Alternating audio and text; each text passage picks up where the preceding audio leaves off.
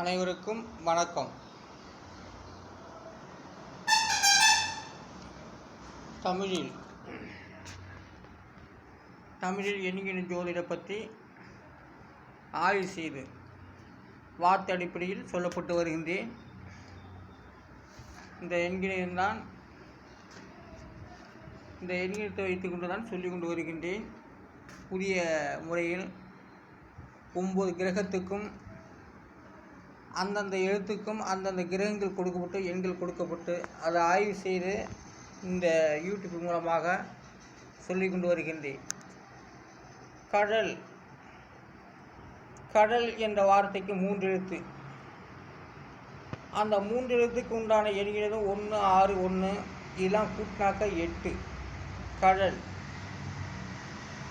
கடல்னால் நம்ம சொல்லக்கூடிய வார்த்தைகள்லாம் இப்போது இல்லை.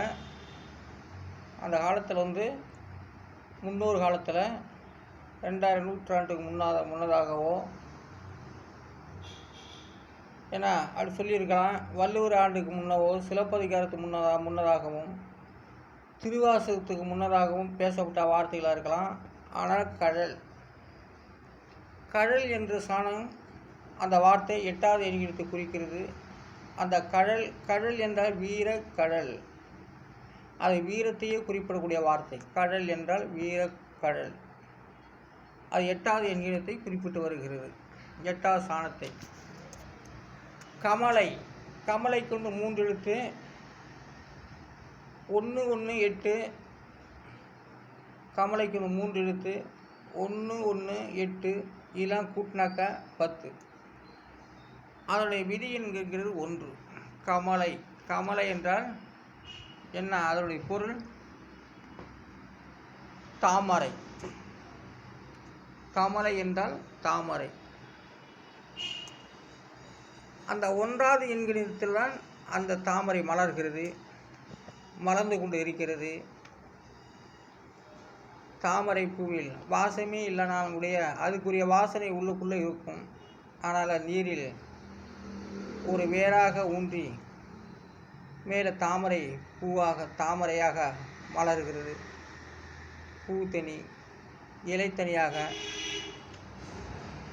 அது மக்களுக்கு தந்து கொண்டு இருக்கிறது. பகவானுக்கு நல்ல அதனுடைய பகவானுடைய திருவிடைகளுக்கு அது செல்கிறது. தாமரை மலர்கள், தாமரை இலை. அன்றைய காலத்தில் சாப்பாட்டுக்கு உதவிச்சு. இன்றைக்கி அந்த தாமரை இலை என்பது இலையே பறிக்க மாட்டேங்கிறாங்க. பூக்கட்ட ஒரு இலை. அந்த காலத்தில் தாமரை இலைக்காக வேண்டி அந்தந்த ஊரில் தாமரை இலைகள் இருந்தது. பறித்து அது சாத்து வச்செல்லாம் பிரதம் பண்ணுவாங்க. பகவான் நல்ல நிலையில் அவன் நல்லா உயர்த்தி வச்சுட்டு வந்தாங்க. அதை விட இன்றைக்கி உயர்ந்ததாக இருக்குது. கமலை என்ற வார்த்தைக்கு 3 எழுத்து. அதோடைய விதிங்கிறது 1. தாமரை. பழம் என்றால் கனிதான். பழம் யாராவது கனி சொல்கிறாங்களா? யாராவது சொல்கிறாங்க கனி. பழம் என்றால் கனி. பழத்துக்கு 3 எழுத்து. 9, 6, 7 இதெல்லாம் கூட்டாக 22. அதோடைய விதி என்கிறது 4. பழத்துடைய பொருள் கனி. பறவை. அடுத்தது பறவை 3 எழுத்து. 3 எழுத்துக்கு உண்டான எண்கிணம் 9, 3, 9 இதெல்லாம் கூட்டாக 21. அதோடைய விதி என்கிறது 3. பறவை. சமுத்திரம். பறவை என்றால் சமுத்திரத்தை குறிக்கிறது. பறவை சமுத்திரத்தையே குறிக்கக்கூடிய வார்த்தையாக இருக்கிறது. பெற்றொருளிய. தருன்னா தருக தாங்க அப்படின்னு சொல்லக்கூடிய வார்த்தை தான் தரு. பெற்றொருளிய. தருக்கு 2 எழுத்து. தாவுக்கு 5, ரூக்கு 5 தான். இதையும் கூட்டாக்க 10. அதோடைய விதி என்கிறது 1. தரு. பெற்றொருளிய. அதோடைய பொருள் பெற்றொருளிய. நிபிடம். 4 எழுத்து.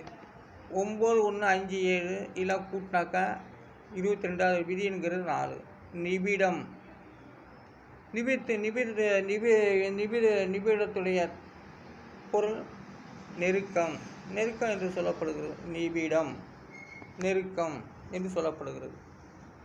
சத்திரம் என்றால் குடையை குறிக்கிறது. சத்திரமுடைய பொருள் குடையை குறிக்கிறது. சத்திரத்துக்கு வந்து 4 எழுத்து 3 4 3 7 இதெல்லாம் கூட்டினாக்கா 17. அதனுடைய விதி என்கிறது 8. குடை கூட பாருங்கள் 8வது ஸ்தானத்தில் போட்டு அது சத்திரம் என்ற ஒரு எண் எடுத்தனால 8வது ஸ்தானத்தில் போய் குந்திருக்கு அமர்ந்து பலன் கொடுக்கப்படுகிறது. ஏன் இந்த வார்த்தையெல்லாம் நான் சொல்லப்பட்டு வருகிறேன் என்றால், பழைய வார்த்தைகளுக்கும் புதிய வார்த்தைகளும் என்ன அப்படிங்கிறதான் நம்ம தெரிஞ்சுக்கிறோம். சத்திரம் அதாவது அதனுடைய விதி என்கிறது 17. இது 17 கூட்டு எண்ணிக்கை 17, அது விதி என்கிறது 8. சாமரை, சாமரைக்கு வந்து 3 எழுத்துக்கள் 1 1 7 எல்லாம் கூட்டாக்கா 9. அதனுடைய விதி என்கிறது 9. சாமரைனா வெண் சாமரை, வெண் சாமரை விருது கூடி அப்படின்னு ஒரு படிச்சிருக்காங்களாம். சாமரை வெண் சாமரைன்னு பேர். நிகமம், நிகமம் என்றால் என்ன? அதனுடைய பொருள் வந்து வேதத்தை குறிக்கிறது. நிகமம் 9 1 1 7 நிகமம் இதெல்லாம் கூட்டாக்கா 18. அதனுடைய விதி என்கிறது 9. நிகமம் வேதத்தை குறிக்கிறது. நிகமம் என்ற பொருள் வேதத்தை குறிக்கிறது. முதுமொழி அப்படின்னா திருக்குறள் தான். முதுமொழினா திருக்குறள், திருவாசகம், சிலப்பதிகாரம், தொல்காப்பியம் இதெல்லாம் முதுமொழியாக வருகிறது நமக்கு. ஆனால் அதில் முதுமொழி முக்கியமானது வந்து திருக்குறள். முதுமொழிக்கு வந்து 4 எழுத்து 9 9 3 7 இதெல்லாம் கூட்டினாக்கா 28. அதனுடைய விதி என்கிறது 7. திருக்குறள் வந்து முதுமொழி எப்படி சரியாக வைத்திருக்காங்க பாருங்கள். திருக்குறள் அதனுடைய 28 மொத்தம் கூட்டினாக்கா அதனுடைய விதி என்கிறது 1. திருக்குறள், திருக்குறளுடைய விதி எண் 1. திருக்குறள் 1ஆம் இடத்தில் வருகிறது.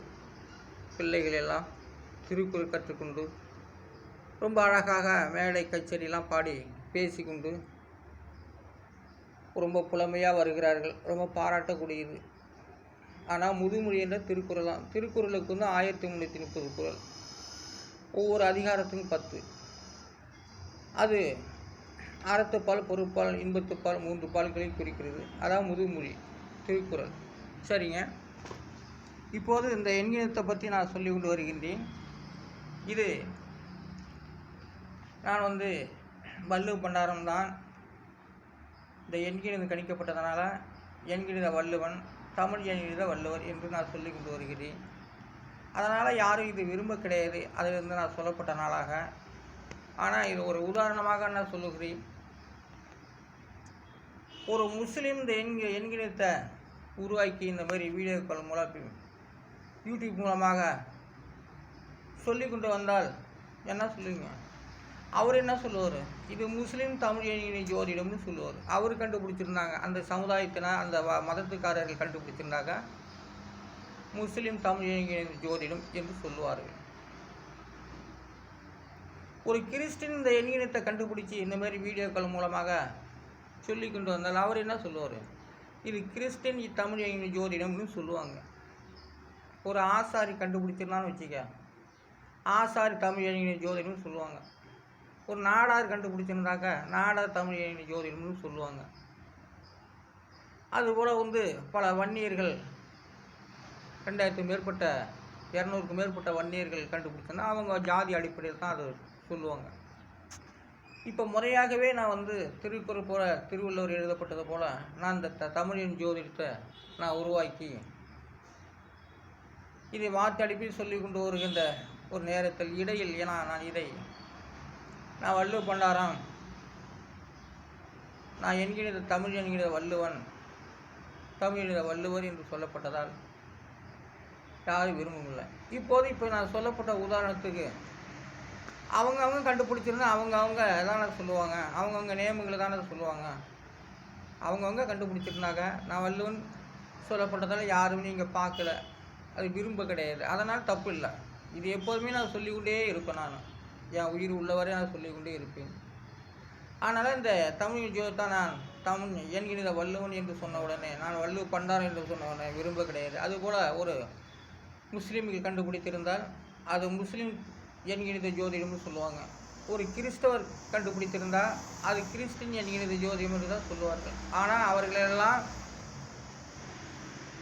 வீழ்த்தி நான் இந்த தமிழ் என்கிற ஜோதிடத்தை நான் தமிழன், நான் சுத்த தமிழன், நான் ஒரு வள்ளுவர், நான் ஒரு வள்ளுவ பண்டாரம் அப்படின்னு கண்டுபிடிச்சிட்டு நான் அந்த யூடியூப் மூலமாக சொல்லப்பட்டதால் யாருமே விரும்பலை. இருந்தாலும் 5-6 மாதம் நல்லா விரும்பினாங்க. அதன் பிறகு யாரும் விரும்ப கிடையாது. ஏன்னா வள்ளுவன்டா, வள்ளுவன் கண்டுபிடிச்சிருக்கான், இதை வள்ளுவன் பேசிகிட்டு இருக்கான் அப்படின்னு. அழகாக இருந்தால் ஆடுனா பாடுனா தான் ரசிப்பீங்க. ஆனால் இது வார்த்தை அடிப்படையாக நான் சொல்லி கொண்டு வருகின்றேன். இது உண்மைகளை தெரிந்து கொள்ள வேண்டும். நான் அது வெளியிட போது தான் எல்லா கிரக நிலையிலும் சொல்ல முடியும். அதனால் இந்த யூடியூப் மூலமாக என் ஜாதியை நான் சொல்லப்பட்டதால், என் ஜாதியில் பொதுவாகவே பூநூல் போடக்கூடியவர்கள். ஆனால் ஜாதி சமுதாயம் அப்படின்னு ஒரு வரலாற்று ரீதியாக சொல்லப்பட்டவர்களில் வள்ளுவர்களுக்கு பூநூல் இல்லை அப்படின்னு சொல்லப்பட்டதாக சொல்லிக்கிறாங்க. வள்ளுவர்கள் எப்போதும் பூநூல் உண்டுங்க. ஒரு பெரிய ஒரு தமிழ் புலவர்கள், பெரிய ஒரு முதன்மையானவர் படுத்த பழம், வள்ளுவனைக்கு பூநூல் இல்லை, வள்ளுவனுக்கு எதுக்குடா பூநூல் அப்படின்னு ஒரு பெரிய ஒரு மகான் சித்தர் அரசியல்வாதி சொல்லியிருக்கிறார். அதனால் வள்ளுவருக்கு பூநூல் போடாமல் ஒரு துண்டு, ஒரு வேட்டியை மட்டும் போட்டு செஞ்சிட்டாங்க. அதனால் வள்ளுவர்கள் எப்போதுமே பூநூல் போடக்கூடியவர்கள். ஆனால் அந்த ஆராய்ச்சியாளர்கள் சரியாகவே எந்த ஒரு ஜாதி சமுதாயத்தையும் அவங்களுடைய சடங்கு சம்பிரதாயம் அதெல்லாம் தெளிவாக தெரிஞ்சிக்காமையே சொல்லிக்கிட்டு இருக்காங்க. ஆனால் வள்ளுவர்கள் எப்போதும் பூநூல் போடு பழக்கம் உண்டு. ஆகையால் நான் அரியலூர் மாவட்டம் திருஞான சம்பந்த ஜோதிடர் என்கிற வள்ளுவன். நன்றி, வணக்கம்.